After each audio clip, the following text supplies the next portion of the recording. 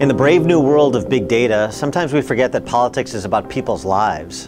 And in the binary world of partisan politics, sometimes we forget that those we elect are supposed to be the means to the policy ends they said they would advance were they selected. And when we forget these fundamentals, people without political clout get hurt, and all of us suffer a loss of dignity in the process. And so the number for your consideration in this installment of Illinois by the Numbers is 47.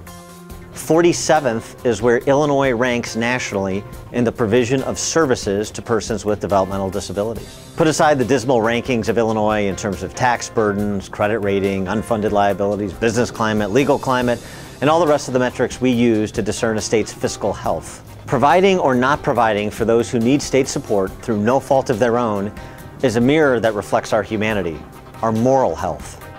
No other number more powerfully crystallizes how barbaric we have become as a state, and I mean that word, barbaric, than that ranking. Politicians in both parties tell the voters they are running to, in part, take care of the truly vulnerable. And yet after all of the taxing and spending, and all of the borrowing and spending that both parties have done, if the truly vulnerable were their priority, then how could Illinois be nearly last in the nation in providing services to the developmentally disabled?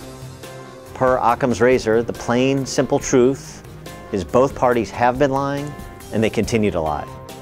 But it's even worse than that.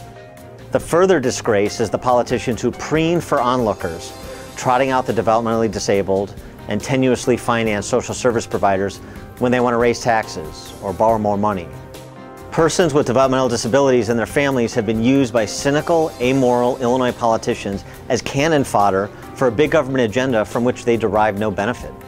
The result of this political fraud is families who have a family member with a developmental disability have fled Illinois just as entrepreneurs have to live in, well, more civilized states. This is happening on our watch, and as an Illinois resident, this is happening on my watch. We are all culpable, and now none of us can pretend we no longer know.